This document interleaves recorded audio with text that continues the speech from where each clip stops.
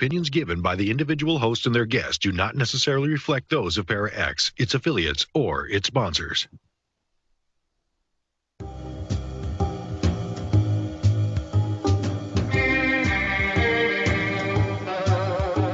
Step outside of your comfort zone.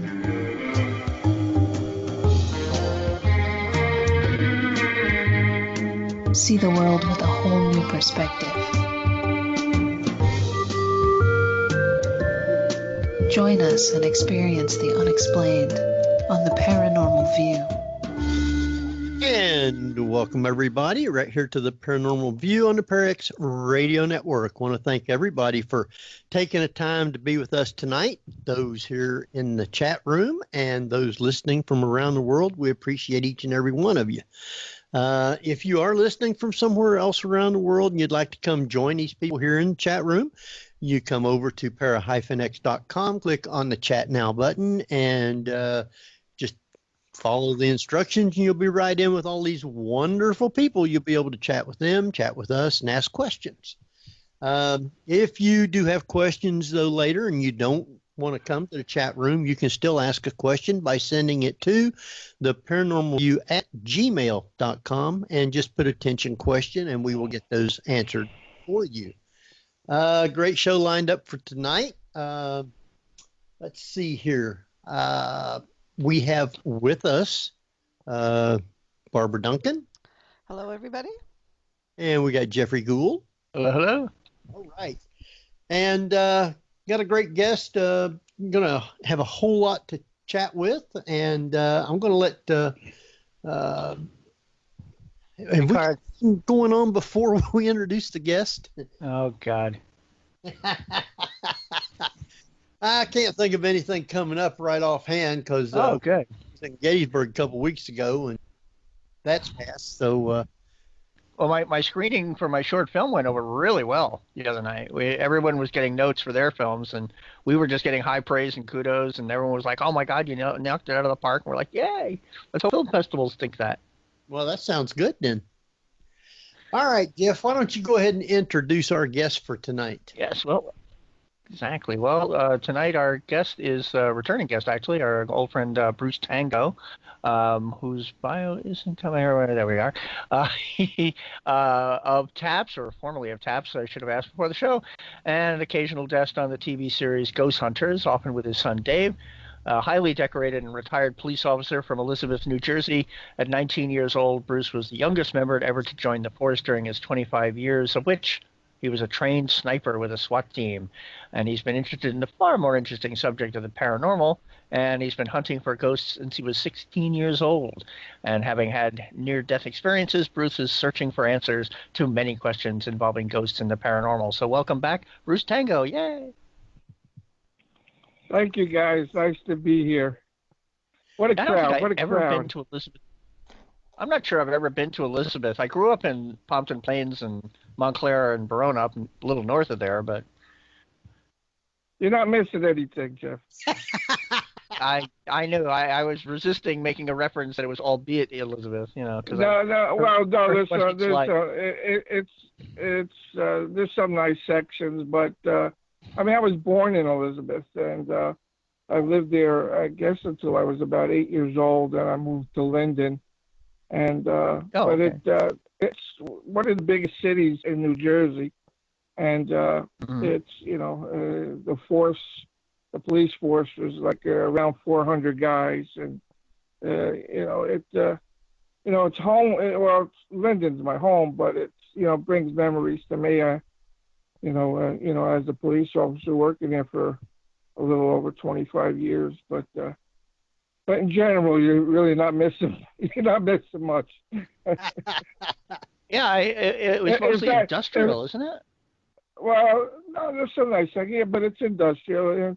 And if you're driving through Elizabeth, most people speed up a little bit. Yeah, it's like everybody makes fun of Newark, and I'm like, isn't Newark like nothing compared to Elizabeth? No, Newark is right next to Elizabeth, and to be honest, Newark is probably a little worse. About this, they're sort of similar cities, Newark being a little larger. I never had a problem being in Newark. I used to go down there all the time to take the PATH train into the city. Oh yeah. Well, when was the last time you were there? Oh goodness, decades. I've been living out in Hollywood since before the turn of the century. Well, you talk about a social shock. You go back to Newark now. I don't know. It'll be a little different. Jeff. In a good way, positive or negative? Probably negative. Wow. Yeah. Unfortunately, because when I was a young man, a little boy, I remember my mom taking me there, and it started declining then, but it was still a little bit nicer. They had some, great shopping there and some things, and they're trying to do good things over there. They got some, arts buildings, and they had a baseball field and stuff where a lot of stars go to I forget what it's called, but it's, a performing arts type thing. So it's, they're trying, but, well, now, nice place to visit, but I wouldn't want to live there. Wouldn't want to live there, huh? Yeah. You are having something come up here soon, and it deals with the Octagon House in Franklin, Kentucky. Why don't you tell people about the event that you're going to be doing? Yeah, well, thanks, Andy. It's the Octagon Hall Museum in Franklin, Kentucky. Now, the Ghost Hunters did a show there. In fact, there's been a few television shows that featured the Octagon Hall. It's a real cool place. Me personally, I love Kentucky. I've done a few events there. One with Johnny Zaffis and another one with Adam and Amy. So I've been there several times, and the plantation is beautiful. And I've developed quite a friendship with the gentleman, Billy Bird, that runs the building, and another friend, Keith Fournier, and there's just a bunch of people. I've been dying to go back and say hello, and but this place is really, really different. They call it the Octagon Hall because of the 8 sides, and it was built. It was finished in 1859. A gentleman by the name of Andrew Jackson Caldwell built it, and he wanted something different, and that's what he came up with. But I've done events, I've done EVP sessions there, and one of the coolest, now in my time, the thing that I remember the most from doing events there is the first time I was there, and it was just starting to get dark. I was about 15, 20 yards away from the back of the building. There was an extension where the old kitchen used to be, and the door leading out to that section was lit, but the room itself was dark. But long story short, I'm sitting on the back the tail of a pickup truck talking to my friend Keith, and he was looking at me, and I'm staring at the back of the building because coming out of the lit area, the house itself was it was like a guy about 6'3", dressed in a black leotard from head to toe, very tall and very skinny.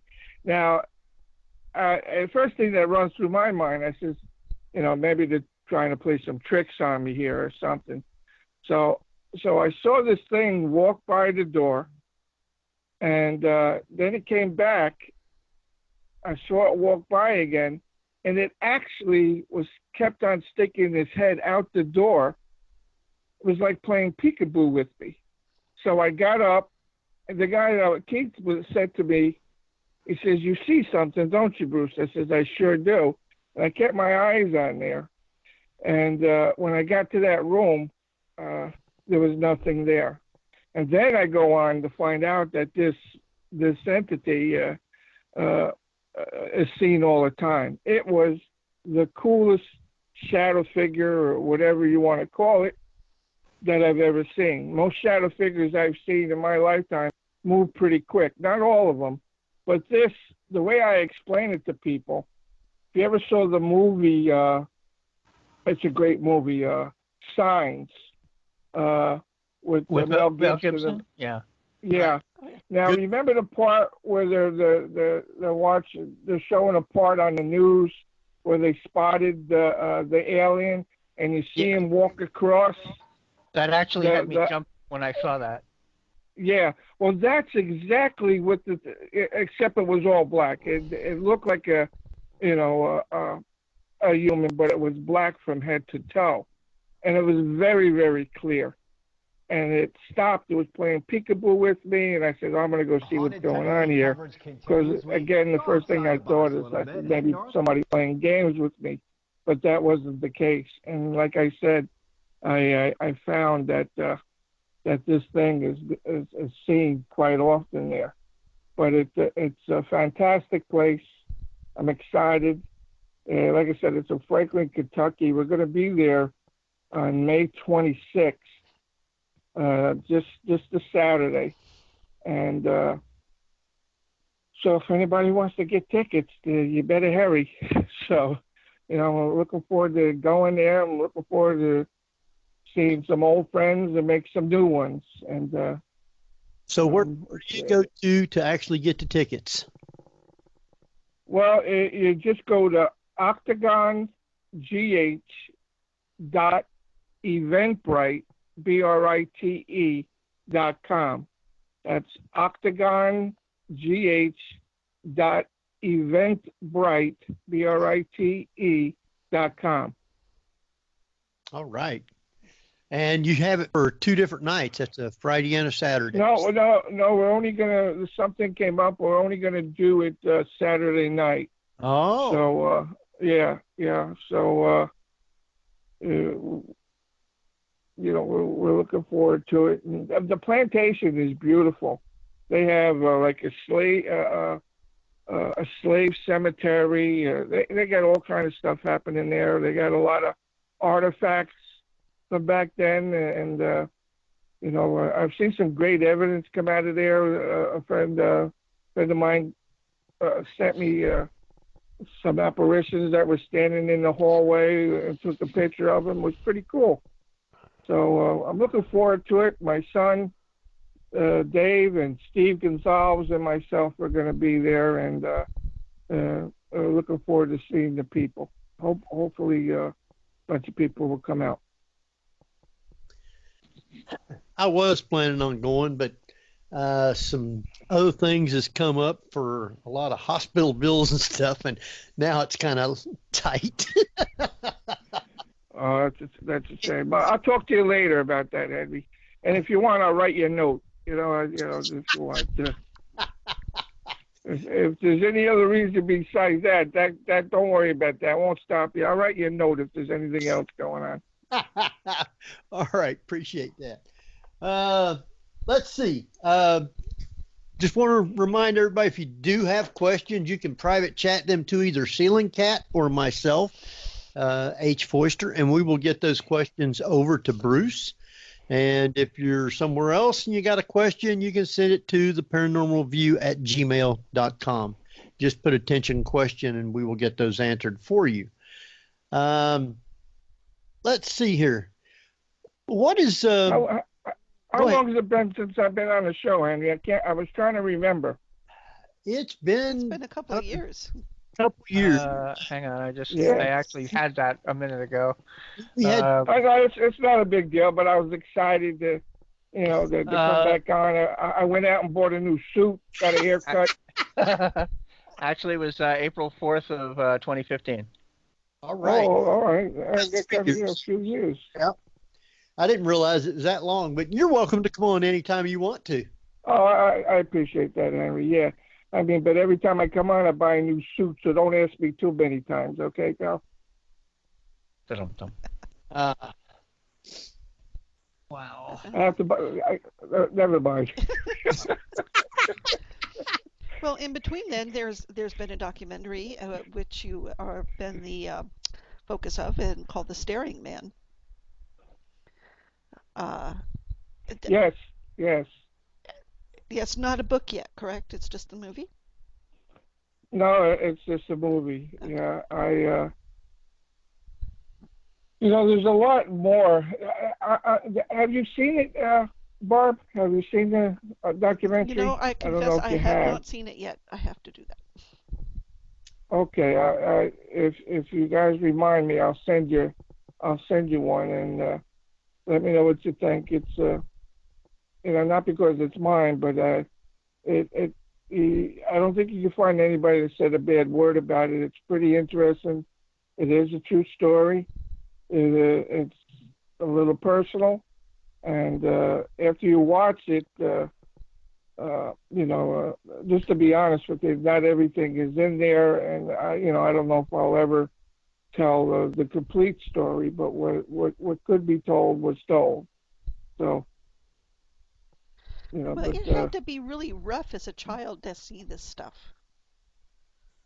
Yes, I had a visit from this entity, again from my memory, about 3 times within a year's period. There was a lot going on in the household, nothing good. At that time, it was my mom and dad and my sister, who was a year. I'm the oldest. I have 3 sisters. I would have had 4, but one passed away. Actually, that's part of the documentary where my mom lost a baby, and that happened right in front of me, way back when. And this entity showed up 3 times in my room, and it was quite frightening. And he never said anything. He never did anything to scare the hell out of me. And in the story, it's more or less explained where I believe, and most people that have seen the story believe, that it was either thriving on the bad things were happening or causing them to happen, because that wasn't a good time for any of us in the household back then. And I'm talking like 59, 60. Now, when you made the film, or the little DVD, I guess it is.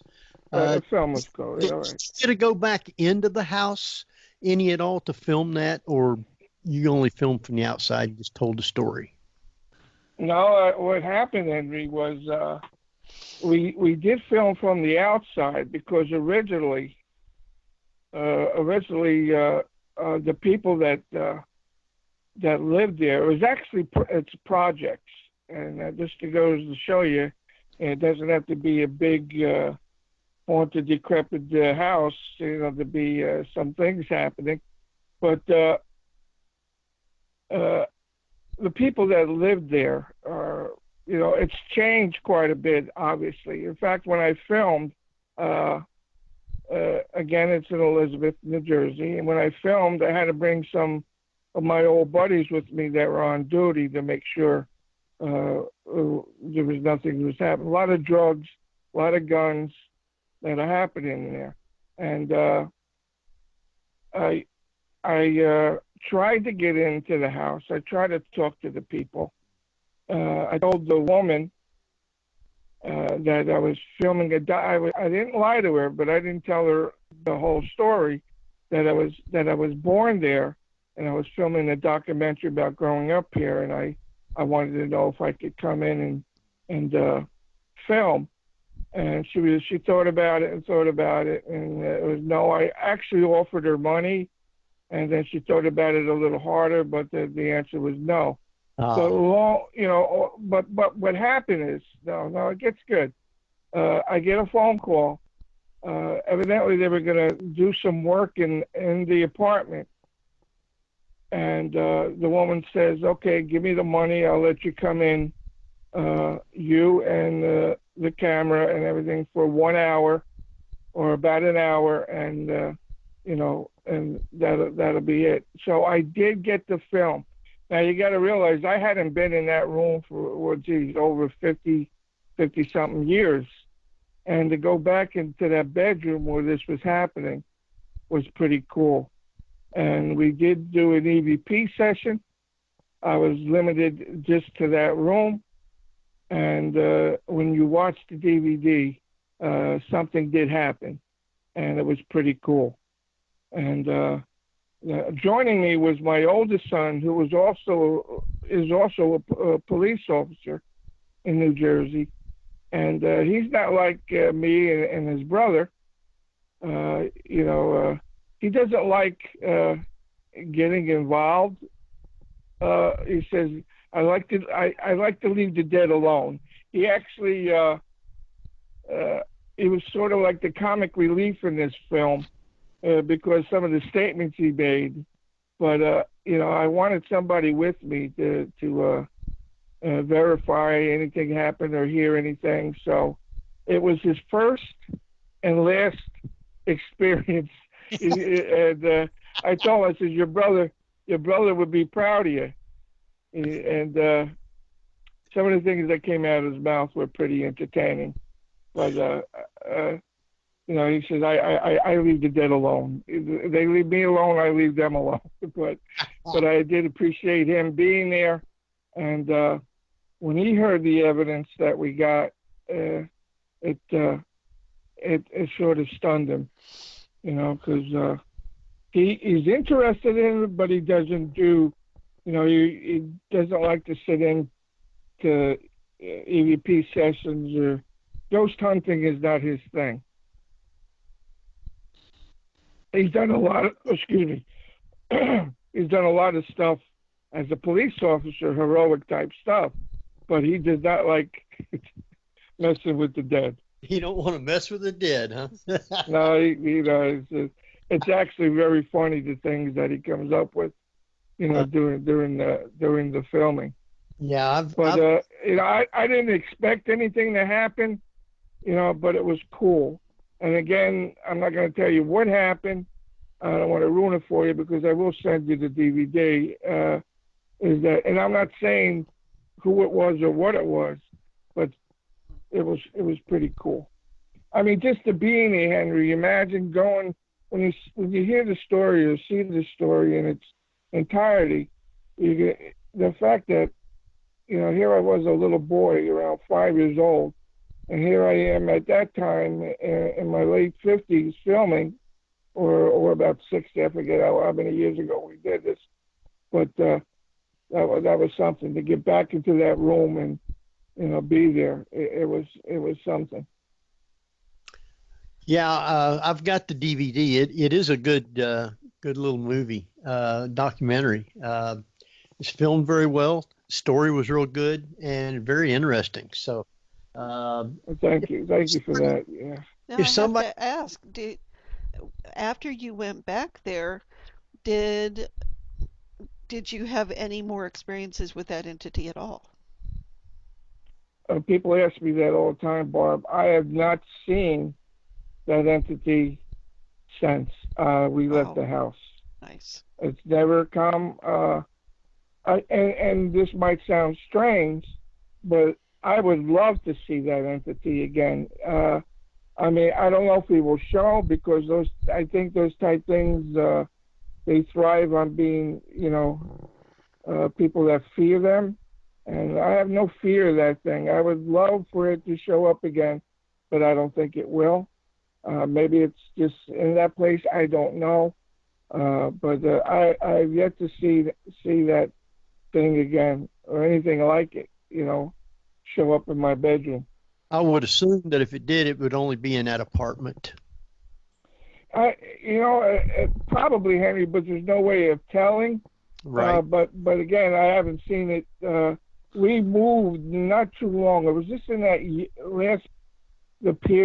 the year's period where you showed up 3 times, and then we moved shortly after that.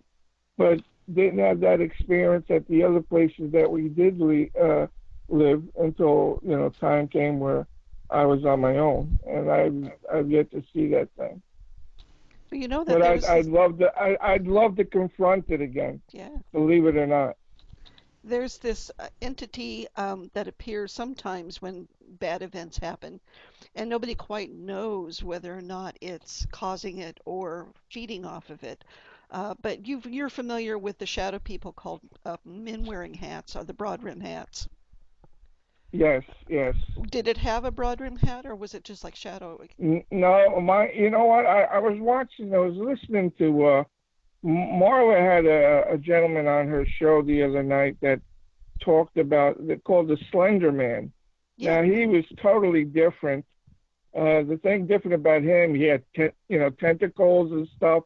And when Marla was explaining this to me, I said, I'll keep my staring guy. You know, I mean, he was scary enough. Now the only thing I could say about now maybe they'll be all related somehow or come from the same world. I don't know. Nobody really knows. You know, but I was this thing. You know, I think it did have a hat, and no, not my guy, but the Slender Man, and you know, there's no different names for these things. My guy was about 6 foot, thin, dark. But the thing of it is, and I tell people when I've been telling this story for years, is that, and I said I wouldn't add this because it sounds like a movie and it's hokey, is that he had a red face. You know, his face was red. Whoa. It wasn't, and the funny thing of it is, have you ever seen, what the heck is it? I'm sorry, I'm a little tired tonight. What's, about the entity with the little boy? What's the name of that movie?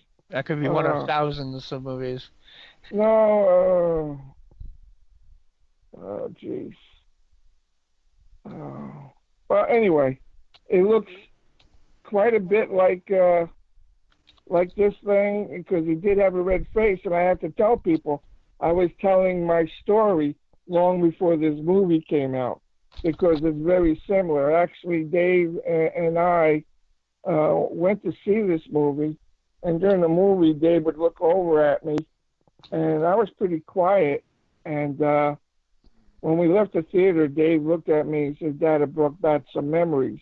I said, "It sure did." In fact, they made 2 or 3 of the same movie, and I can't. Was it Was it the Insidious films or Conjuring? Yes, that's it. I'm just not thinking. Well, I'm very tired tonight, but okay, that's what you got me. There was the first Insidious. I actually didn't see the other ones, but my guy looked. Good. Yeah, my guy looked a lot like that, and but he didn't say or do anything. He gestured to me, Henry, if you remember, the 3rd time he gestured to me to come back into the room, but I went back into the bathroom and fell asleep. But a lot of strange things happening. Yeah.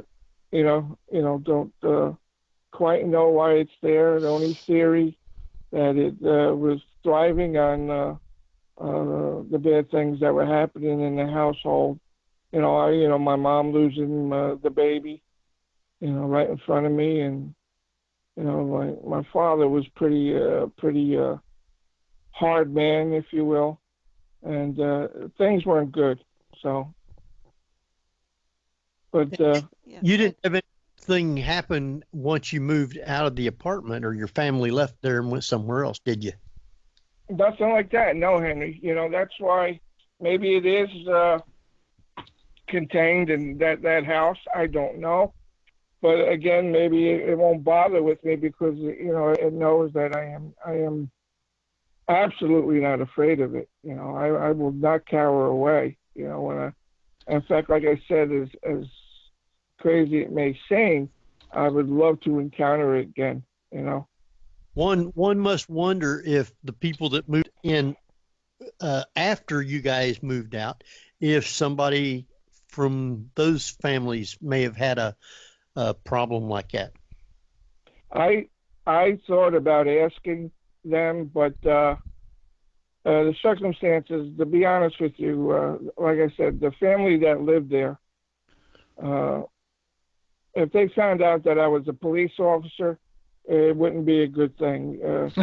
Three of the sons were, were arrested for guns and drugs and everything else. So I didn't bother. If I ever get a chance, if they ever condemn those places, I would like to go back in there. Or put them up for sale, or at least, if they move out. It's projects. It's projects. So it's like, it wasn't city blocks long. Yeah. What? I said it wouldn't be safe to go into the projects. Well, if they were, they did. There's a bunch of projects in Elizabeth.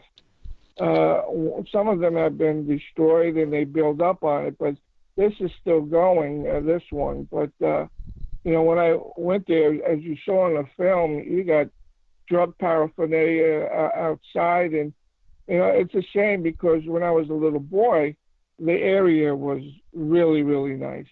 It was the type of area where you could just, the ladies would sit out in their chairs in the summer and, you rode your bike and stuff, but it's quite different now. It's the same way it was where I used to live growing up.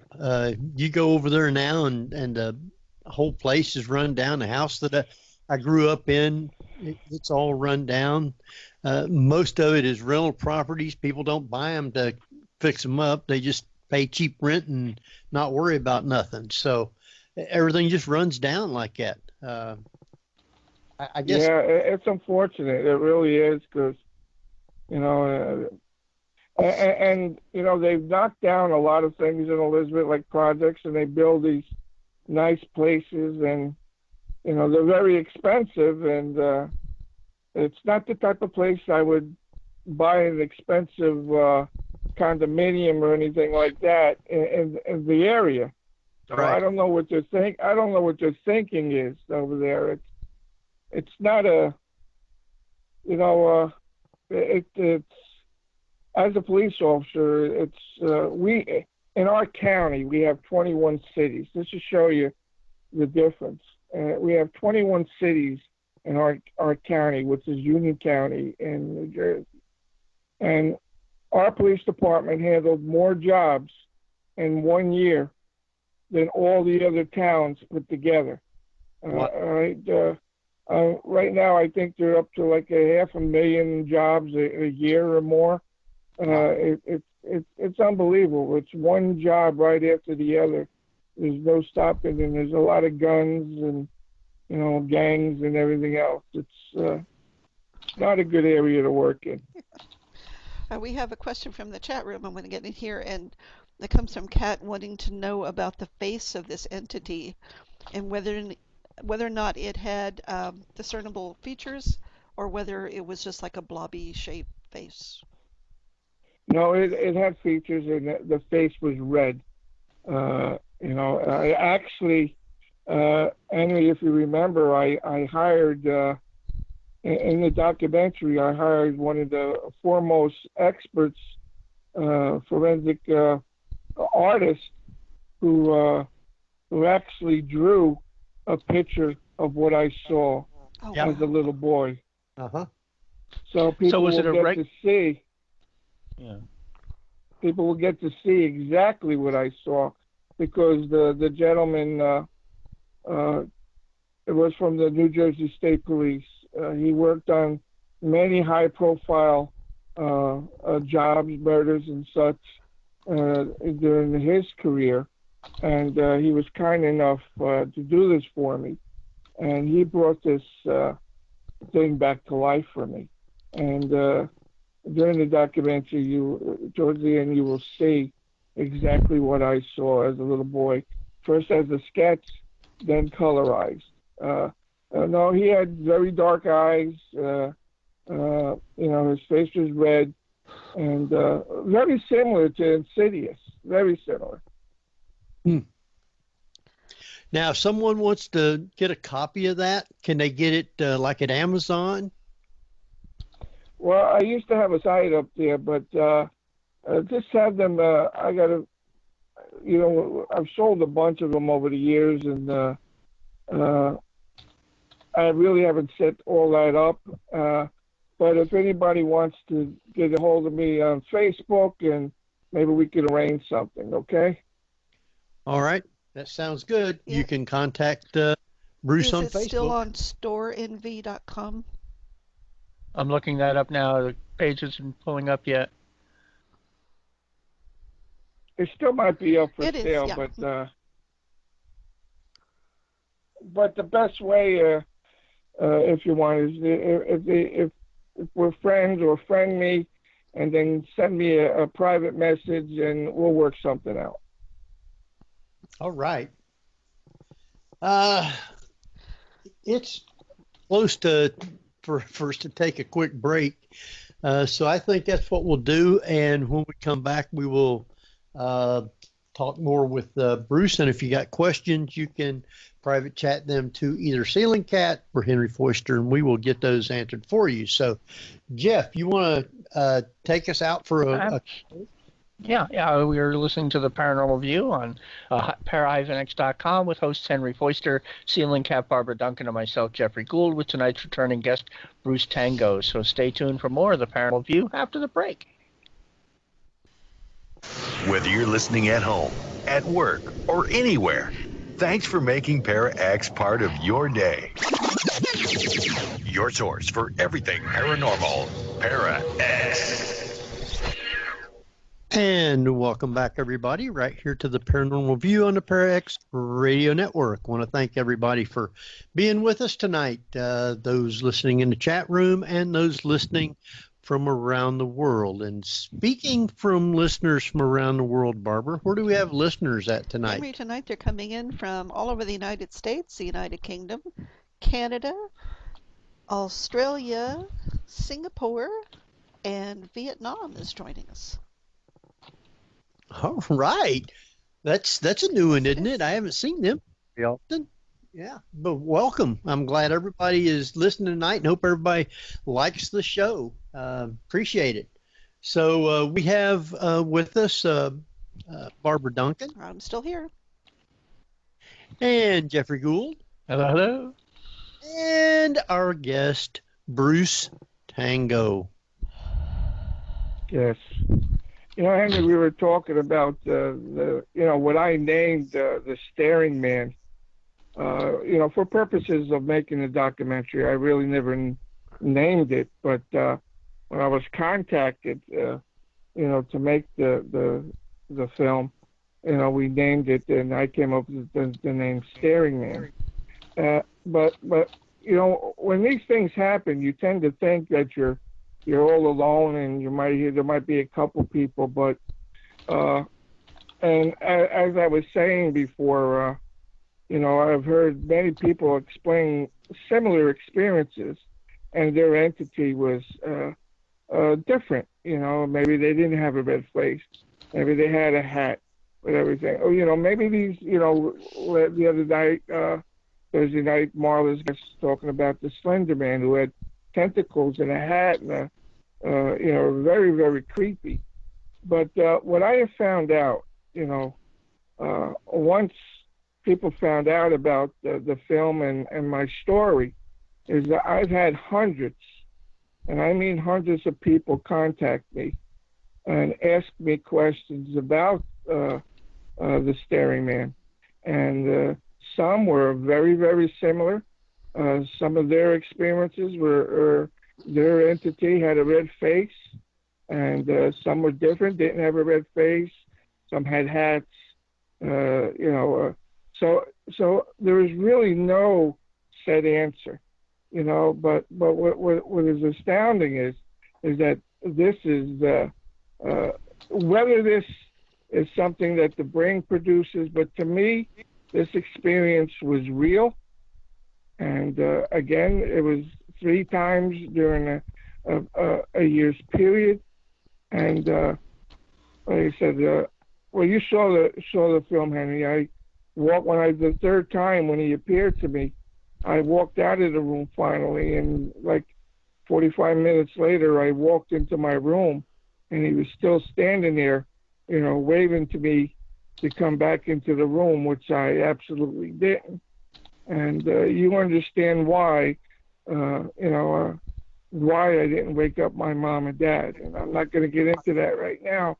Right. But there's reasons for that, and that's explained in the film. Okay. Right. But like I said, there's more to the story. And what else is cool, I'll add this, is that I had, again, remember, I had a sister that was a year younger than I. And when she found out that I was making this film and found out what it was about, she came forward and told me that she also was having experiences. And I never told her about it because my sister would squeal on me in a minute. So I never told her anybody except my grandfather. But it's amazing that she was going through some stuff too, and she wouldn't tell me, and I didn't tell her. So there was stuff happening in there, and it's just interesting. And I've talked to many people from all over the United States and from other countries that have had similar experiences, and it's a phenomena that I'd really like to, research a lot further if given the time. So she was seeing the exact same thing you were, or was it different? Well, she was having a different experience. She was seeing something walking past her bed that, which she explains, that looked similar to what I was seeing. But she wasn't seeing the face, she was seeing the back. In other words, it was walking past or walking out of the room or past her room. And I never knew that until the film was almost done. And she was added into the film at a later time, but I thought it was important that we did add it, and you'll hear her talk about those things too. Yeah, because it's amazing that you had absolutely no support whatsoever, and as a child, that has to do some really interesting things. But I mean, you're talking as if you want to see it again, as opposed to a child who, I would assume that would have taken it wrong and more of a shell shock, like post-traumatic stress. Well, I didn't want to see it then, Barb, but I wouldn't have a problem seeing it now, and that's the God's honest truth. And obviously, it's something I never forgot. I mean, I remember that face as clear as as it was just yesterday, and that's why I was able to make. We were able to do the copy of his face, or so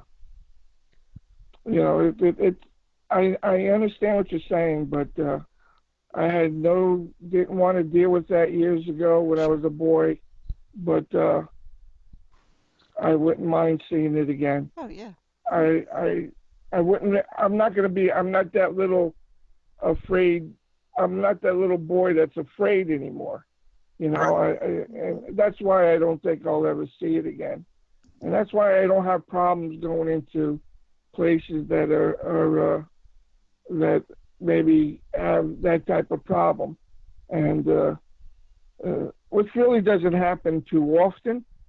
And as far as the evil stuff, if you will, I'm 64, and in my 64 years, I might have run across it twice. Once being that instance when I was a little boy, and another time maybe about 3 or 4 years ago. Yeah. Something different though. So do you have any kind of representation that might, even after all this time, promote maybe airing the show on SIFI, or what they spell Sci-Fi Channel nowadays, or even Discovery Channel, which does a lot of paranormal programming and such like that? Well, Jeff, that's something we've been talking about. I just have some decisions to make because I think I should add a few more things, but I don't know if I'm ready to come out with them.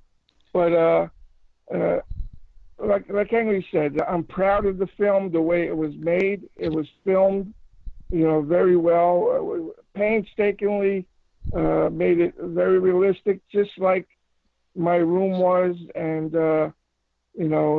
it took us almost a year to film it, from day one to when it was done, about a year. And there was a lot of work involved. Finding the little boy that played me I thought was going to be the toughest thing, but it wound up being pretty easy. As soon as I met this little young man, I knew he was the boy, and he did a fantastic job. And we talk quite often, and he's actually done some commercials since he did that film. He's a very talented young man, nice parents, and I'll probably see him again soon down the road. Well, taking a year for a documentary is pretty standard because it's not a narrative fiction. Narrative fiction you can do within usually a month or so, depending on what's required to tell the story. But with I star in a documentary that was done years ago, and it took about, I think, 2 or 3 years just for all the information to be compiled, and then it got edited from there. But I recently saw a documentary from Zach Baggins called Demon House that happened to be playing at a little art house near here, and that art house fortunately has Movie Pass, so I got to see it with that. And all I could think of is, well, it's interesting, after all, it's Zach Baggins, and anything scares him. So I would really wish that your project, even if it just showed up at the Arena Cinema in Los Angeles, so that I could see it on the big screen, and I can promote the heck out of it. I'll get it to you, Jeff. Really, and and like I said, we're working on possibly doing something with it, and we'll see what happens. In this business, you don't get your hopes up too much, and it wasn't my purpose to do this. I actually at first didn't even want to do the documentary because, as Henry would tell you, because he's seen it, that it is somewhat personal, and I don't like to vilify my father, but he was a pretty tough individual, and again, as Barbara alluded to, for a little, it's pretty sad that a little boy wasn't able to, reach out to his parents. Now, my mom, I love both my parents, but I didn't want my father to know. In other words, this sounds funny. I was more afraid of my father than I was of the entity, and that's why I never woke them up. And that might be hard for some people to understand, but there are a lot of people out there, believe me, that do understand. My father was a very hard man.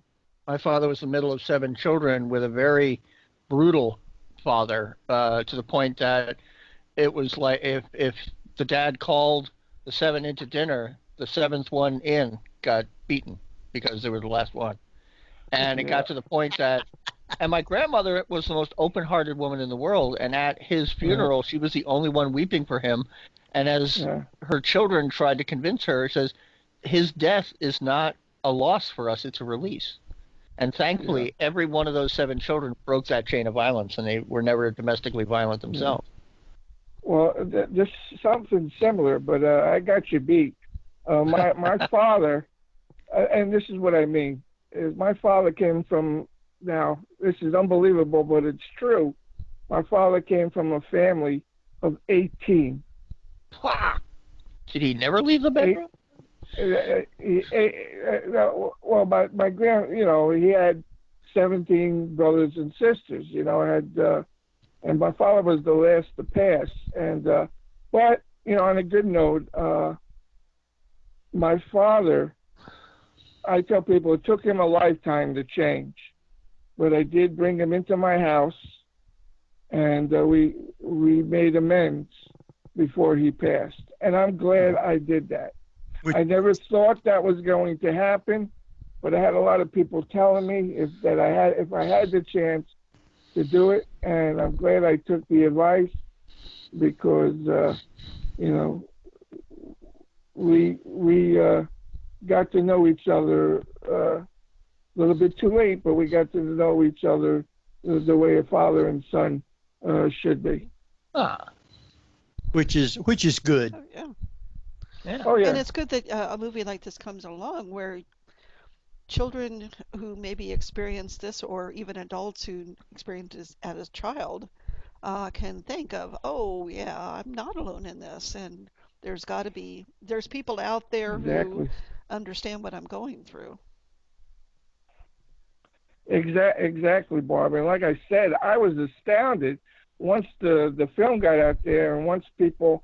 Now I would tell the story quite often on other radio shows and such, and the emails and the messages I would get, it just blew my mind, because you tend to think that you're all alone, when things like this happen.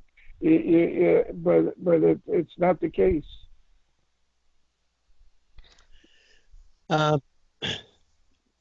Did you have something, Barbara? We have a question from the chat, and that is, were you feeling a lot of anxiety making the film, and was it sort of like a cathartic process for you to finally tell the story?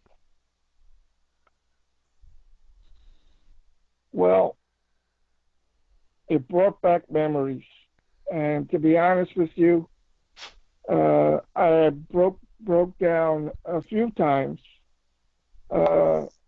Once being the part where I was explaining, the only person I ever told about this incident was my grandfather, Gramps.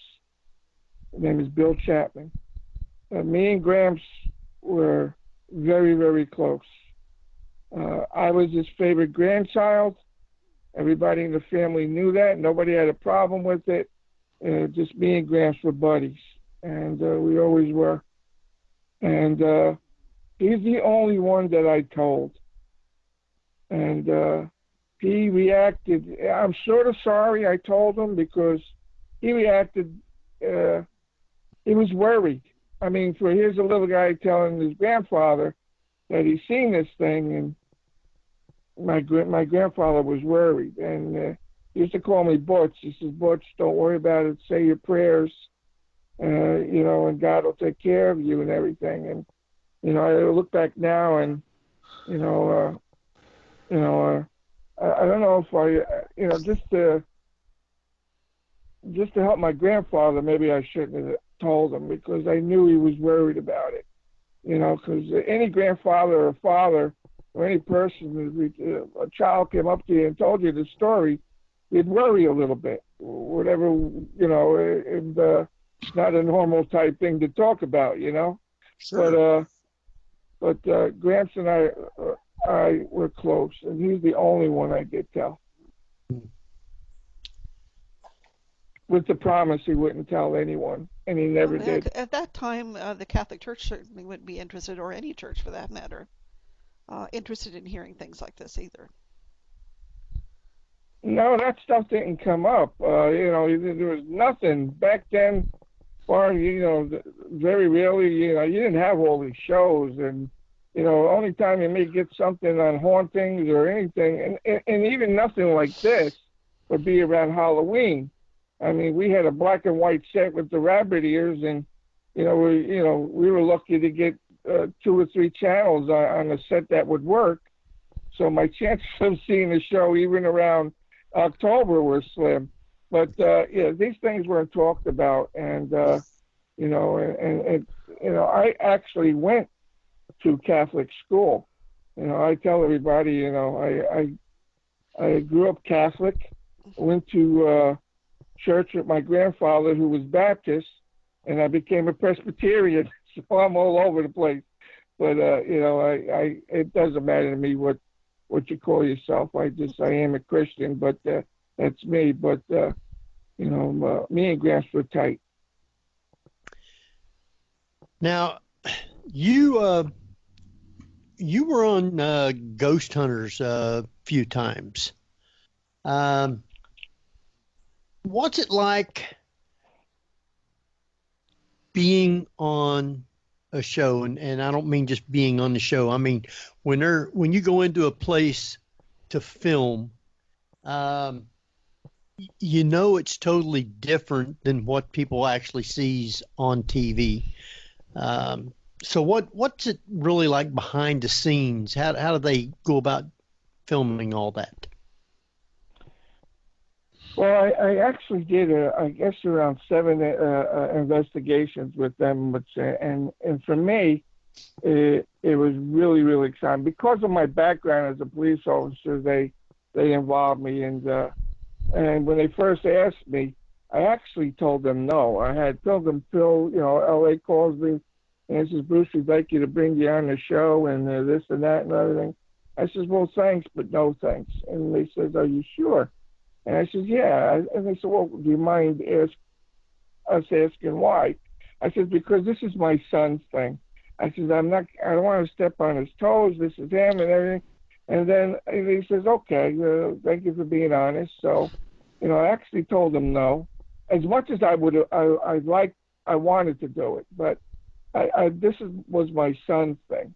And 15 minutes later, I get a call from my son, Dave, and he says, did they call you? And I said, yes. And they said, well, what did you say? I said, I told them no. He said, Dad, you call them back and tell them that you'll do it. I want you to do it.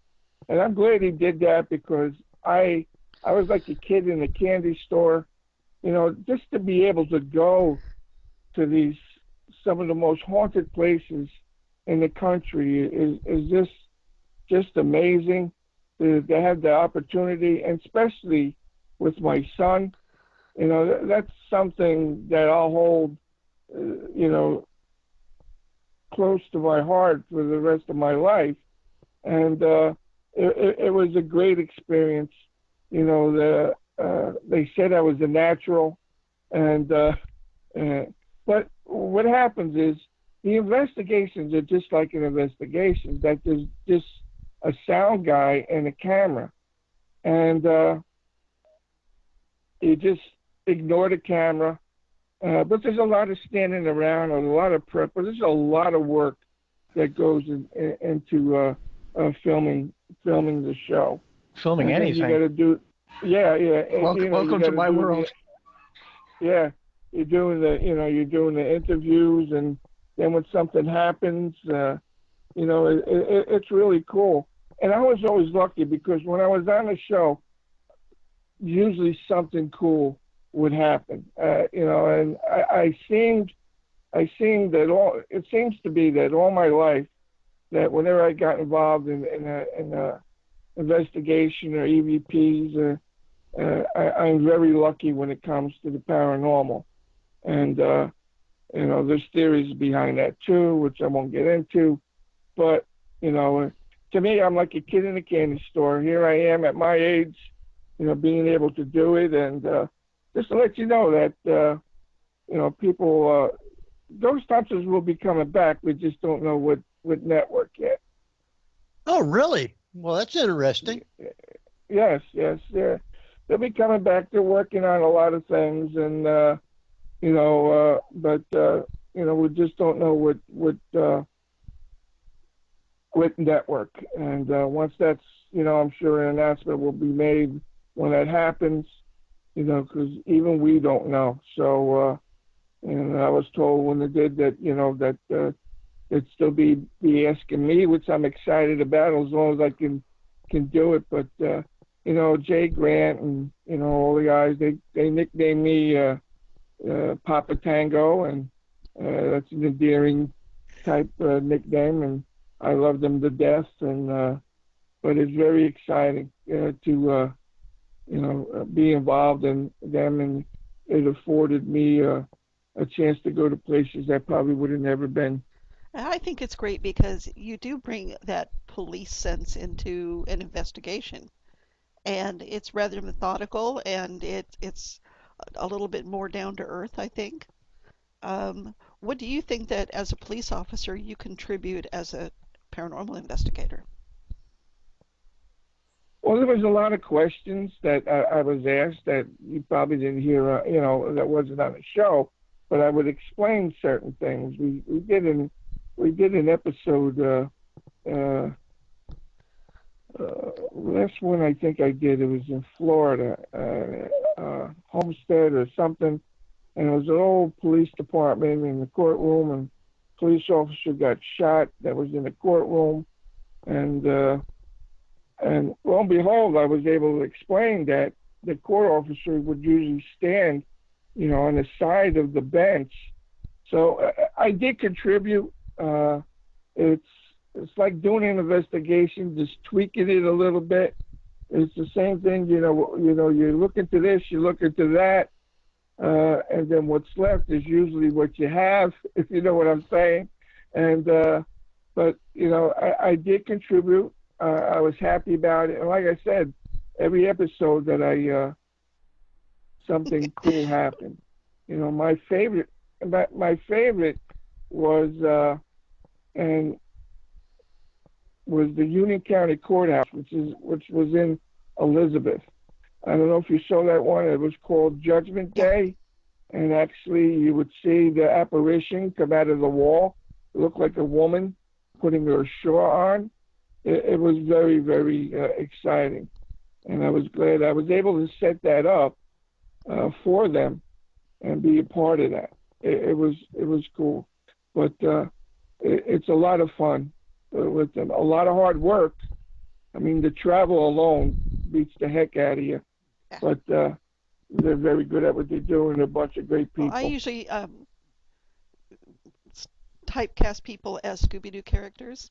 You always struck me as Velma, pulling the mask off the monsters at the end going, I knew it was something. Uh-huh. Who would have thought it was someone in a mask? Yeah. My son Dave and people that know me well will tell you, this is not bad. I'm good at figuring things out. I'm good at puzzles and I'm always being asked certain questions, and usually I get them.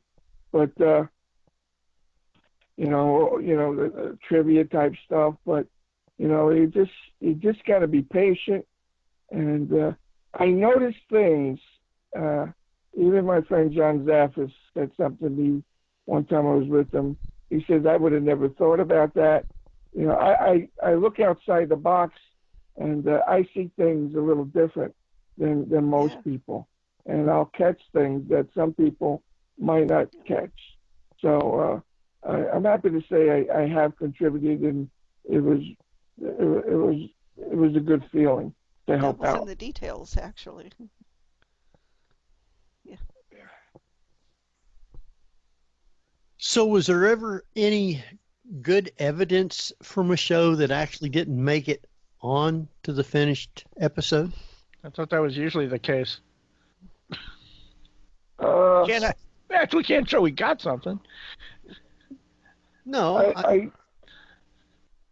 to be honest with you, the episodes I did, I think the things that were found were shown. But if they did not show something, there had to be a reason. Either it wasn't allowed, the people that owned the premises might have said, that we don't want this. I don't know, but not that I know of to answer your question. Okie dokie. It's about break time. You guys got any quick questions before we take a break? Can you lend me $20, Henry? Oh wait, no. I'll email it to you. That's my line. I know. I just say. It's okay. You can use it anytime you want, Jeff. All right. I guess we're going to take a quick break. Jeff will take us out, and I'll bring us back. So if you do have questions, private chat them to either Ceiling Cat or Henry Foister. We will get those questions answered for you. So, Jeff, won't you take us out? Well, you're listening to the Paranormal View on para-x.com with hosts Henry Foister, ceiling cat Barbara Duncan, and myself, Jeffrey Gould, with tonight's returning guest, Bruce Tango. So stay tuned for more of the Paranormal View after the break. Para-X Radio, programming for the open mind. And welcome back, everybody, right here to the Paranormal View on the Para-X Radio Network. I want to thank everybody for being with us tonight, those listening in the chat room and those listening from around the world. We appreciate each and every one. We have with us Jeffrey Gould. Hello. And we have Howdy, Barbara folks. Duncan. And I want to welcome back Bruce Tango. Yellow. Yellow, huh? We've got a nice crowd in here tonight. Everybody wanted to come and listen to Bruce. So Let me check. Hold on a minute, Henry. Let me check there. See who's in there. I don't know if I owe any of these people money or not. Let me see. Oh. I think I'm safe. You think you're safe? All right, there we go. I might have had to run real quick, Henry. Oh, okay.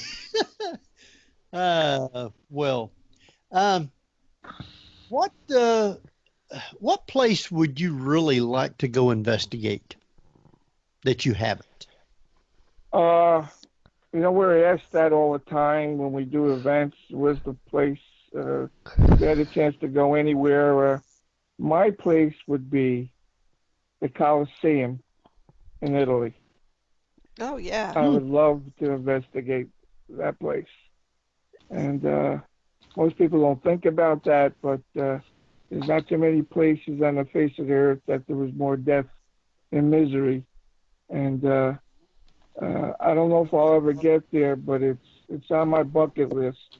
I mean, historically wise, I would love to see that place. It's a dream of mine. I actually thought about,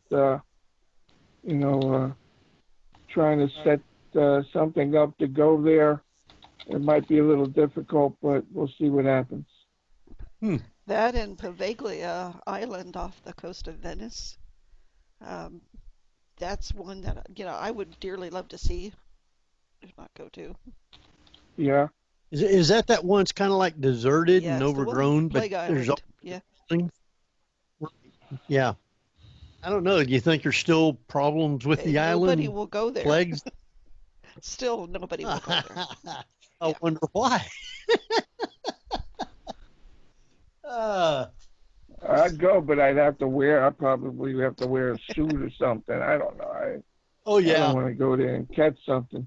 A mask and, taped all up. Be worse than Sheldon, wouldn't it? Yeah. And a bottle of Windex. Get a bottle of Windex. Well, that brings it to a point because normally when they're doing episodes now, they're doing more public areas as opposed to private residence, and most of them are still occupied. You don't go into the abandoned places much, do you? What do you mean? To investigate. There's some places like Right, I'm places sorry, like Eastern Mark. State Penitentiary, which is pretty run down, and I don't know if you went to Waverly or not.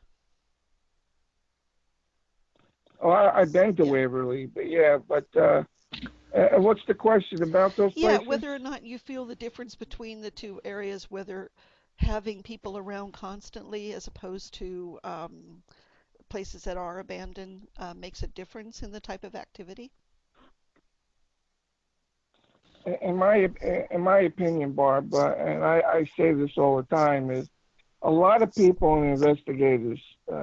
Now, again, this is my opinion, but a lot of investors think because there's a lot of people that have been in one place doing an investigation, or it's been done too much, that things die out. I personally don't believe that. I do an event every year, and you guys got to try to make it down there one time. In Cape May, New Jersey, which is the oldest resort in the country, a place called the Southern Mansion. And people would say You know, how many people are going to be there? If there's a lot of people, you're not going to get anything. That's not true. You know, I've been downstairs where I usually do the EVP sessions. I've had 110 people down there, and in a half hour, we got 6 clear responses to the questions that astounded everybody. I've had as little as 3 or 4 people down here, and this is a total honest statement. I've done in that room probably 140 EVP sessions over the years, and I've always gotten something. And like I said, the amount of people vary from 4 to over 100 people. It's just, I just feel if they want to, I think it has a lot to do with the people or people involved. But if they want to be known, if they want to do something, maybe they like crowds. Maybe some ghosts don't. But I don't think the number of people or as many times as you've done a place has anything to do with the amount of evidence you might get or activity. That's just my opinion, mind you. Well, I think it's probably the same of being around people who try to provoke. You know, I'd want to be out of there as fast as possible. Yeah. Most people don't provoke.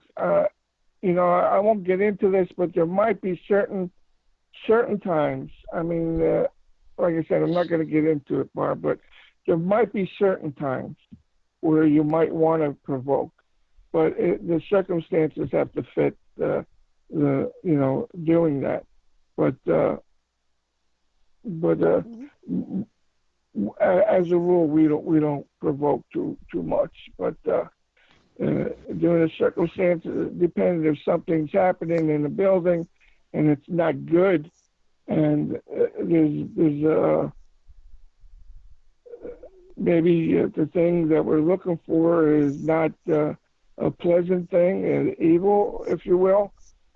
If you have to provoke to see if it's there or what it is, it might be considered. I wouldn't be afraid to do it. I'm not saying people should do that, but depending on the circumstances, and you know, you might, but normally 99% of the time, it's not a good idea to provoke. You see, that to me is where the policeman's background comes in really handy, when you can read people or read a situation to know when's the right time. Yeah.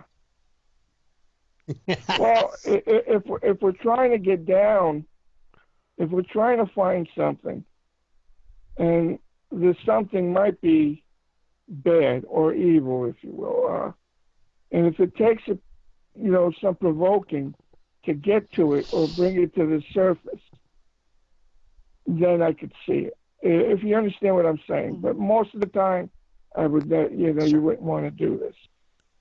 Okay, usually you don't really have to provoke because, they'll make themselves known one way or the other. Or they'll walk out too. Yeah, I might be more scary than they are. They say, well, I'm not going to mess with this guy. Because I actually tell children, and I may have a lot of people.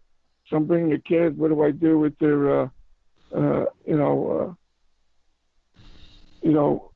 what do I tell my kid and everything? And I talk to children, and this is going to sound ridiculous, but it's actually the truth. I've told kids, I says, if you're at night, if it's at night, or you're having a situation, and you see something or something's frightening you, I want you to sing this song, and it's I love you, you love me. We're a happy family. The old Barney song. Now, if I was an evil entity and I was trying to scare a kid and he started singing that, I'd be aggravated as hell. Yeah. I'd be shaking my head. So, I actually have the kids sing it with me, and the parents are laughing, and they said that as ridiculous as it sounds, it's not a bad idea. And to be honest, it isn't, Rock with a Chalk. As simplistic as it sounds, it's, and if you are dealing with something bad that thrives on people being afraid, and you sing that song, it might help you. Maybe it won't, but it ain't gonna hurt you. You're there anyway. Sing it. Sing the old Barney song. I was going to ask you what Bruce Tango today would have told very young Bruce Tango when he saw that entity. If he could give that child advice, what would he say? Well, you'd probably be hearing me sing the Barney song, but it wasn't created yet. But I would tell it. I was very afraid. I was frightened out of my mind, and I would try to say, please don't show it any fear. But it's a different time, different place. People always ask me, are you afraid of ghosts? And I said no. I said, unfortunately, it's the people living that you have to be afraid of. And it's unfortunate, but it's true. But I would tell him to, just be brave. I mean, it's easy to say, yell at the thing. I might have yelled at the thing. Get away from me. Try to be brave. But that's the only thing you can do, because I was frightened out of my wits. Wow. Now, Rock with a Shock said that provoking is different from offering up a challenge, which is something you do not want to do. I don't know. I think Steve challenged Dave quite often, didn't he? What are you, my son? Or what are you talking about? Yeah, no, he on the show he was all the time. Yeah. Yes. Yeah.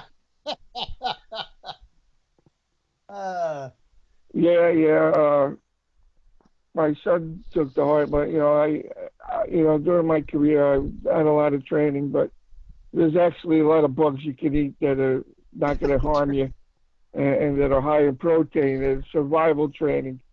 But my son's made a lot of money off of Steve, and Steve actually, he'll tell you, he actually pays up. My son made quite a bit of money. I wouldn't do some of the things that he did. Oh no! Crawl underneath that with this. I am like Steve. People find this funny, or think it's because the things that I've been involved in over the years and in my career, I do not like spiders either. All right, I rather fight 10 guys in an alley than mess with spiders. It's funny. We were at an event a few years back, and there was a guy there with all these creatures that had a tarantula. And I always, my whole life, I've challenged myself. And I actually held the tarantula in my hand. But I told the guy, I said, listen, if it starts moving, take it right away, because I'll fling it. He says, I will. So he puts it in my hand, and I'm a little nervous. This was a big tarantula. And then, I'm okay, and I'm like 10 seconds, 15 seconds. Then he starts moving up my arm. And I'm telling the guy, take him. And he's laughing. And I says, take him or I'll fling it, I could see me flinging it across the room and landing on some bald-headed guy. He could use it as a toupee, But Steve, when I went back and told them, that I did that, they didn't believe me. And stupid me, I forgot to have somebody take a picture, because I actually, held the darn thing. But it's one of the funniest, the Three Stooges, when they do that, the courtroom scene, when Larry's playing the violin and takes the toupee off. Oh. It's a tarantula. That cracks me up. And then he goes, "Oh, it's a divot." Mo calls it a divot. Divot. Yeah. Oh, that was funny. I go off in tangents. Well, I I'm not apologize. a fan. No worries. I'm not a fan of spiders. I actually got over my childhood arachnophobia. I don't like them, but for some reason, tarantulas have a pass because they just seem like mice with extra legs, and they have this very hypnotic way of walking, which is very cool. And of course, I grew up on 50s horror movies, and they use tarantulas right and left. But yeah, I can see where, I would be a little concerned having them on my bare flesh. I have no problem with them going up like my shirt sleeves or anything like that. But I actually took some footage of my high school tarantula on this miniature city set and just filmed it walking around just as an exercise for my college film course. And when I showed the footage of the class, and it looks absolutely ridiculous because the cityscape is completely fake and it's a toy and it's clearly nonsense, and this tarantula is just walking around on it. They were climbing the walls. They could not handle the visual aspect of seeing this, large spider just walking around and knocking over these little toys. And I just thought, what? Yeah, Jeff. A lot of people I could watch. I could watch it on television. I could watch all the shows. I find them fascinating. I don't like the way they look. They're an ugly creature, and they look evil. It's just that I've gotten better over the years, but I still fear them. But I know people that won't even watch them on television and stuff like that. And, I've been frightened out of my wits, but I can watch them on TV and I can, watch the shows. But I don't like them, at all. And people send me stuff all the time on my Facebook. My sister, my youngest sister, when she used to pick the little daddy long legs up and chase me around, and I felt like a little, like a wimp, and people are laughing. But, what I found out about daddy long legs?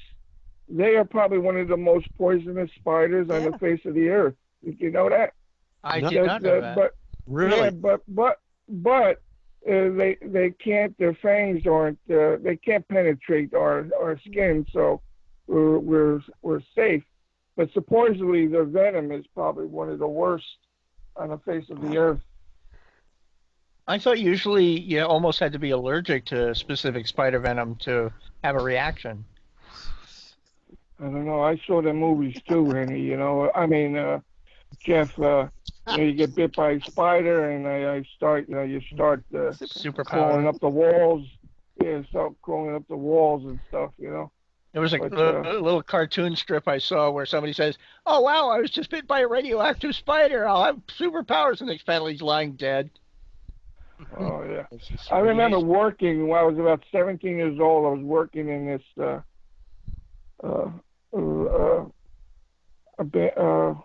building with stocking stuff, and here comes this big fat spider, and I stepped on it. Little did I know it was pregnant, and that thousands of little spiders came out, and all I thought about for weeks was all them thousands of spiders are going to grow old. Remember. And get bigger and come after me, Oh man, it was frightening. I mean, thousands. She was pregnant, and that big belly was all her babies. I mean, she died, but a lot of her kids survived. What, did you step on it with football cleats? You should have flattened the whole thing. I thought I did, but they, a bunch of them survived. And they scattered. And I had to work in that place. Nice. I wanted to burn the joint down. Me and spiders do not get along. If I see one, it's around in my house, you might as well put up a tombstone because it's going to be dead one way or the other. Yeah, I'm telling you, I usually don't tell people. Now a lot of people know, but because people like to mess around with you, But if you're gonna mess with me, remember, I'm gonna get even. Well, yeah, there's a challenge for all of you now. That's the North Carolina restaurant has a tarantula burger.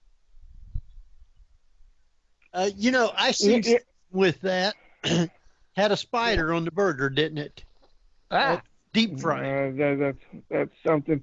I know. I think it's in the Amazon where one of the tribes actually eat tarantulas, and they're supposed to taste just like crab, because they are, believe it or not, in the same family. And I love crab. Like bluefin crab and stuff like that. But I wouldn't eat the spider. But it's supposed to taste like crab. You were gonna say it tastes like chicken. But I ain't gonna go there.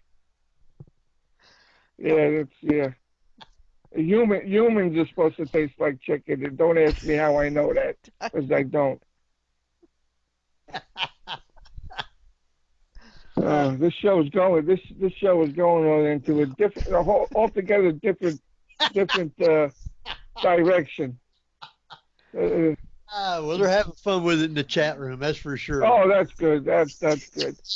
Now I'm going to dream about them tonight. Thank you very much. Who brought it up? Was it me? You. Was it me or one of you guys? Yeah, it was me. You.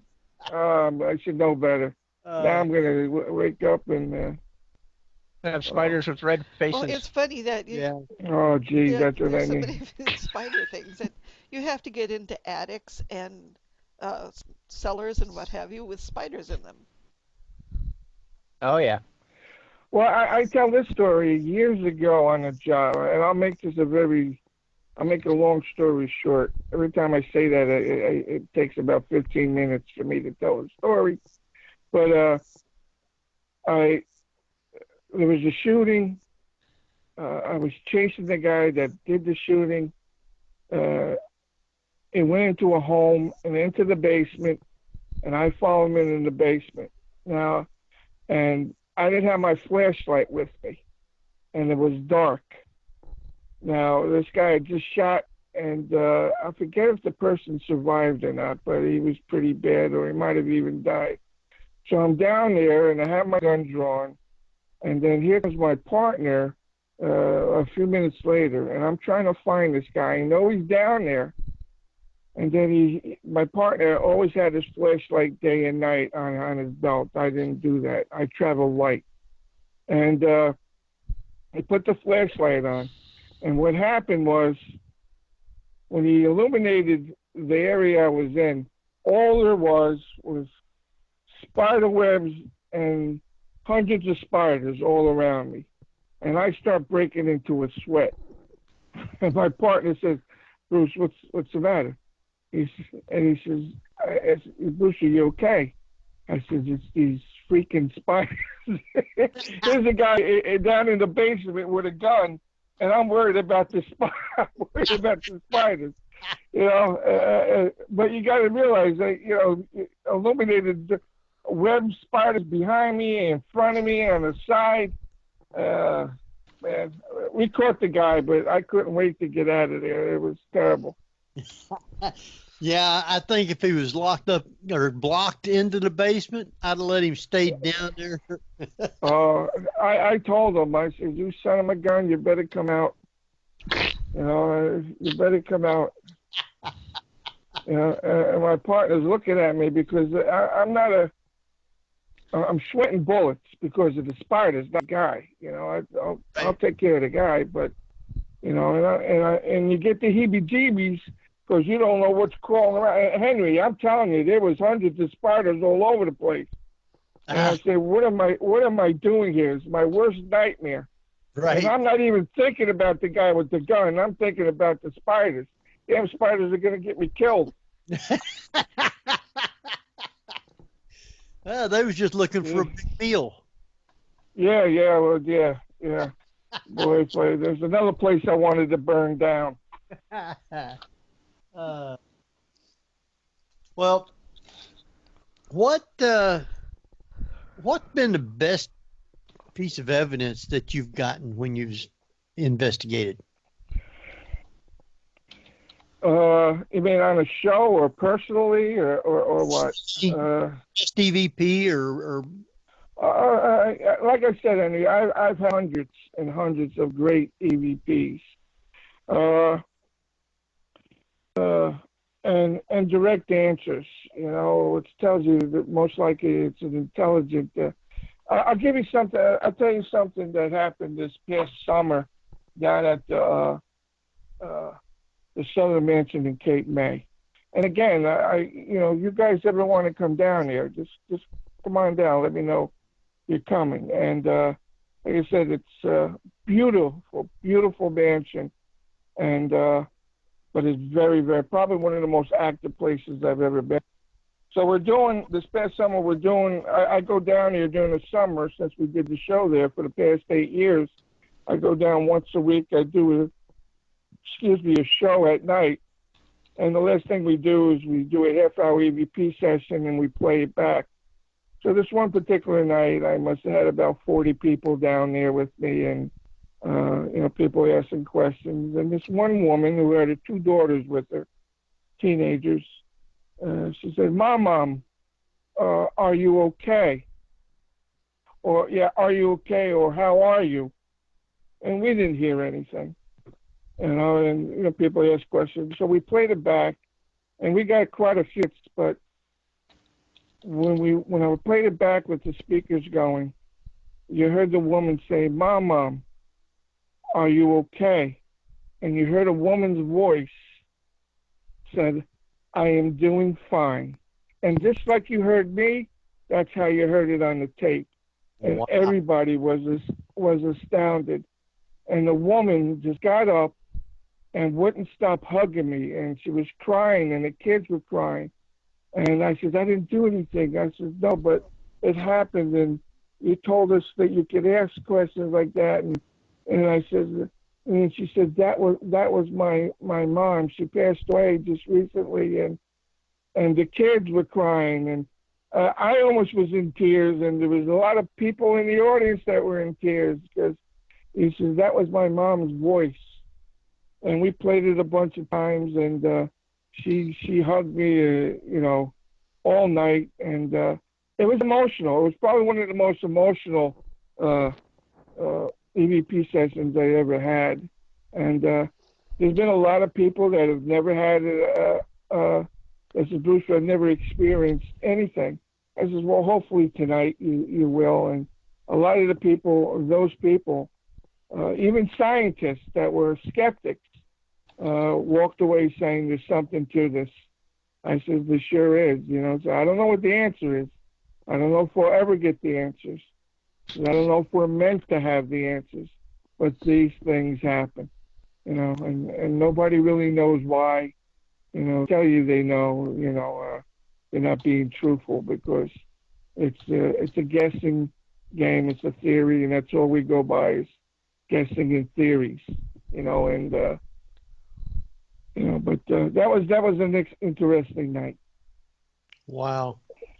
Have you you've done Hillview Manor before, haven't you? Yes. In fact, that's the first time I met you, Henry. Right. That's where it was at. Sure was. Yeah. And I actually went on the show. I did a little bit of radio for you that night. Yes, because I usually do my show live when we go there. Mm-hmm. Yeah. That was nice, and that was a great place too. Some of the EVPs that I got there were fantastic, and this going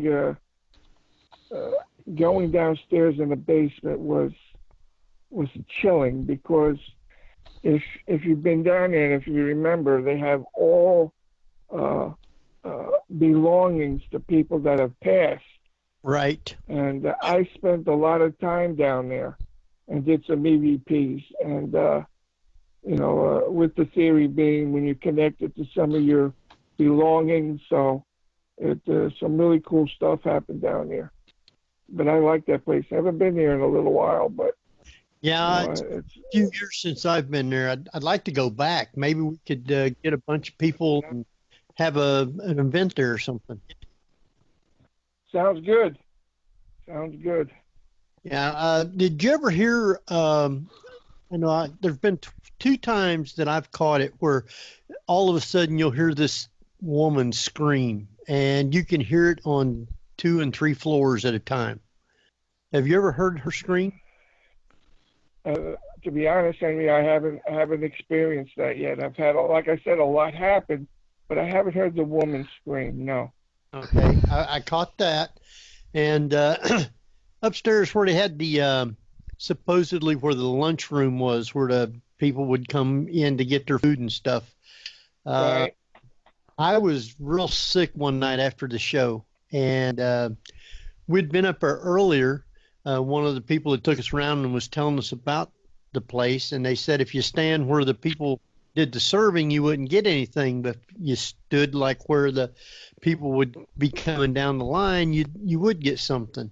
I went up there, and I was sick. I had a fever, wasn't feeling good, sore throat, and I just asked. I said, I don't feel good, got a sore throat. I said, do you have any hot coffee? In a few seconds, it picks up, yeah. Yeah. Just plain as day. That's cool. Oh, absolutely. Yeah, that's cool. Yeah, I was in that section. That's when I did an event there a year. I think it was that year that I met you. I was in that area, and it was pretty good. Mm-hmm. And we'll maybe we can set something up and talk to them. See what we can get going. Maybe. Sounds good. I think there's different owners now than when I was there. Am I correct? There is. Yeah. There's a couple other people that's actually kind of oversees it and everything. She's real good to work with. Usually I'll go there and do my show, and they'll have everything set up for me, and they really take good care of me, so I can't complain about it. Yeah. So, but I know they had contacted me. For some reason I couldn't make it, but I know they do have events there. So, but yeah, I'd love to go back there. I enjoyed going to that place. It's very active. Sure is. Our time's kind of just whizzing right on by. Barbara, Jeff, you guys got some stuff you wanted to Well, ask? bring it back full circle. For the event at the Octagon House, what can people expect when they go there? What's going to happen? Well, we're going to meet at it's all on that site. Again, octagongh.eventbrite, BRITE.com. We're going to be meeting at a library, just a few minutes down the street, and then we'll come back. We'll break into groups, and everybody will get a chance to investigate with everybody. I'm probably going to be downstairs doing EVP sessions, and every time a group will come with me, we'll sit for a few minutes and do EVP sessions and see what we get, and then everybody will have a chance to hang out with Dave and Steve, and we'll get together. The place is beautiful, and it's country, and I love country, and like I said, I love the people that work there. Billy Bird is one of the nicest guys I've ever met. My friend Keith Fournier, and their families are just great, and I'm looking forward to it. And I hope you guys can make it, and we'll talk about that after the show's over. And it's going to be a good time. And I've had some great experiences there. Again, the one with the shadow man or the shadow figure, and I've done a bunch of EVP sessions, and there's a little girl that passed away there that her dress caught on fire, and she's seen and heard quite a bit there. Wow. So how many rooms are in the Octagon Hall? I'm trying to remember, honey. There's like the basement. We're going to do something outside also. be it the cemetery, or there's a few other buildings there, and then there's 2 rooms, the main floor and the top floor, and 1, 2, 3, 4. I think there's like at least 5 rooms on each floor, something like that. Wow, that's pretty interesting. More than enough room. You know, when you look at the picture of the building, it looks smallish, but there's a lot of room inside. And it, like I said, I've done events there and with a lot of people, and it was absolutely fine. You know, I remember one EVP session, I had the ball in the middle of the floor and asked the little girl if she would move the ball, and believe it or not, she did. So that was pretty cool. Do you have a set amount of tickets that you have up for the event? I believe so. I don't know exactly how many, but you know, we're looking, you know, at maybe 75, 80, you know, for the day or whatever, if we get that many. I haven't checked it. I don't know where we're at right now. So we'll see. Okay. We got about 4 weeks to go. All right. Very interesting. So that's a good event. If you want to go to it, you can do the event with Bruce Tango, Dave Tango, and Steve Gonzalez. So interesting place. And it's in Frankfort, Kentucky. Franklin, Kentucky. Franklin, Kentucky. I don't know why I said Frankfort. Okay. I was close enough, Henry. Yeah, just a little tongue, right? No problem, pal. Anyway, all right. So what's some of the good EVPs that you've gotten at the place? Well, it's been a while, Henry. I can't remember, but I remember we heard. I remember hearing a little girl talking and singing, and those I remember. And we had some responses by a male. I wouldn't call this provoking, but when we did last time I was there, we were in the main room, and you know, obviously, the Confederates were there most of the time. So were the federal troops, but it was used as a hospital. But you know, I would comment because they had a Confederate flag in the room, and I threatened. I said, I think I'm going to tear the flag, the Confederate flag down, you know, because I'm a Yankee. And I can't remember exactly, to be honest with you, I can't remember exactly what the response was, but I don't think it was very good. But so, you know, that was the extent of provoking, if you will, but not really.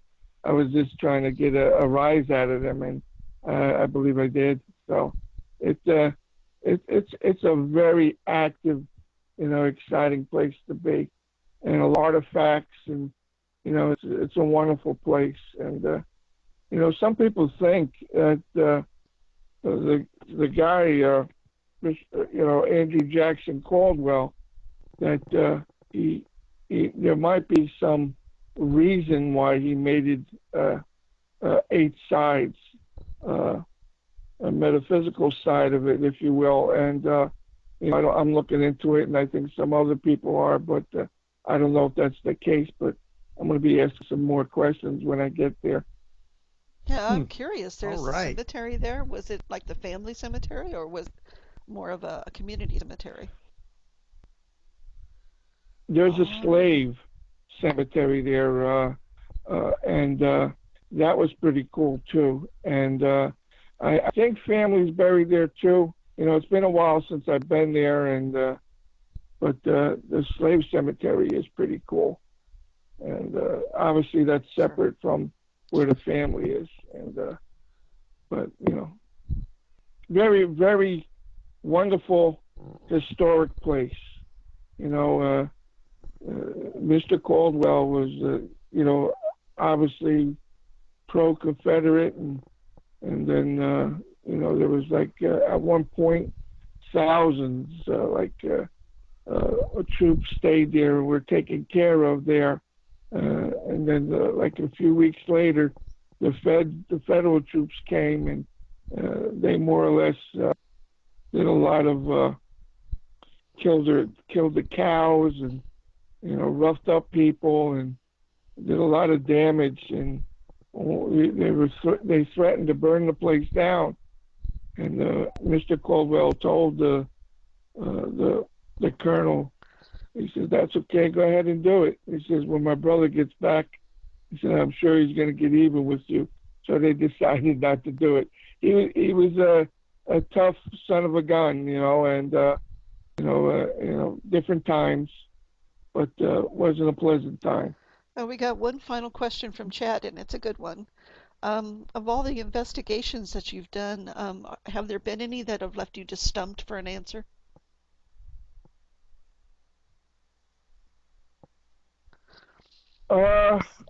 Not really. I more or less, I don't know if I'm correct, but I usually have an idea of why or when, or I come up with a theory.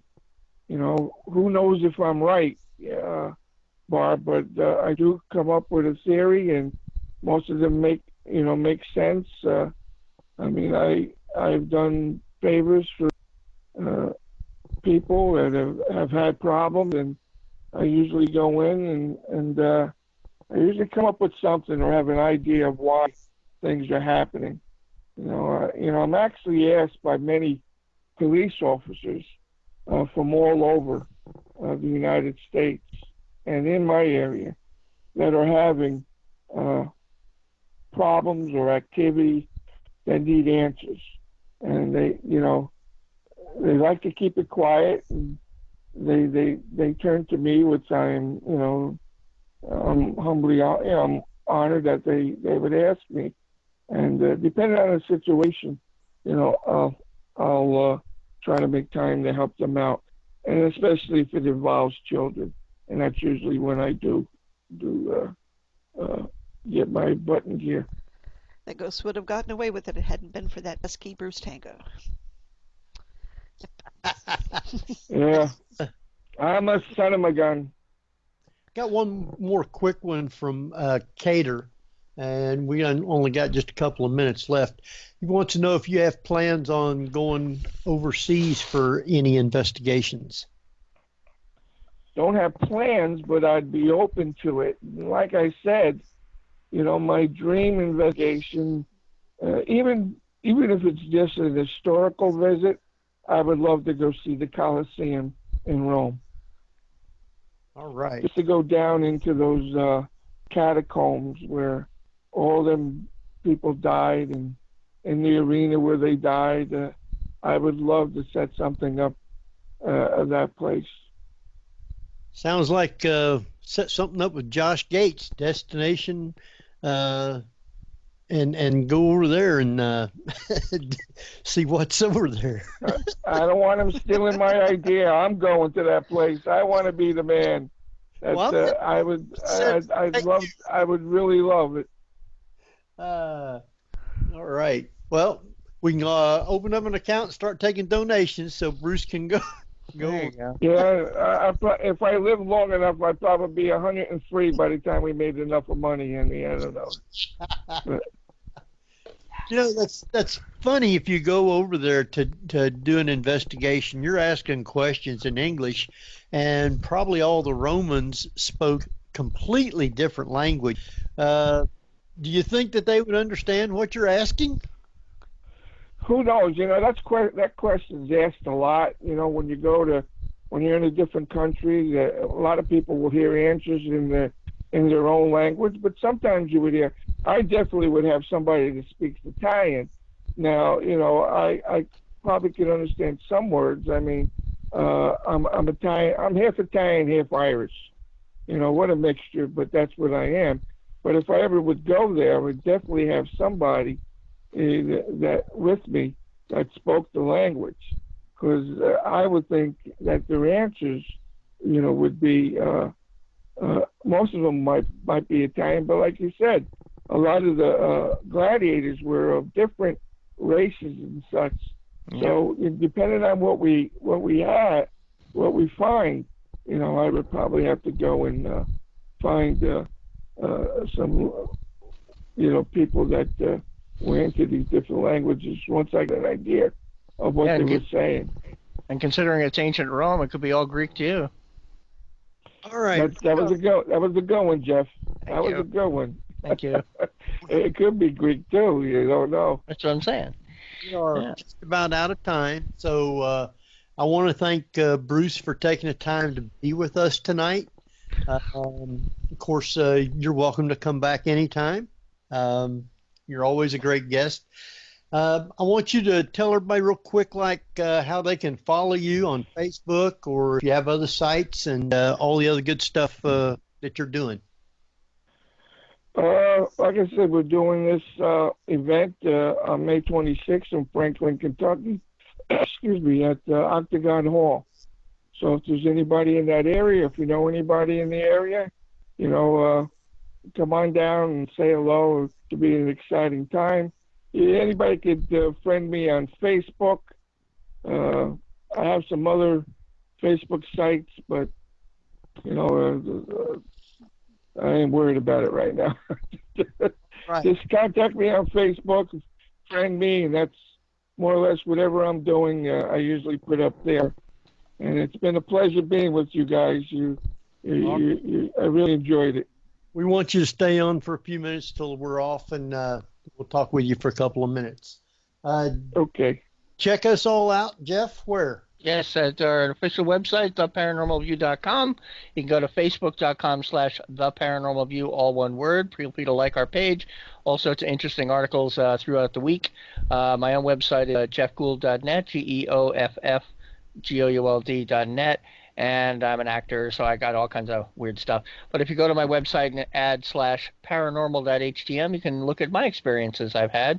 And I'm on, you can, follow me on Twitter and Facebook. That was quick.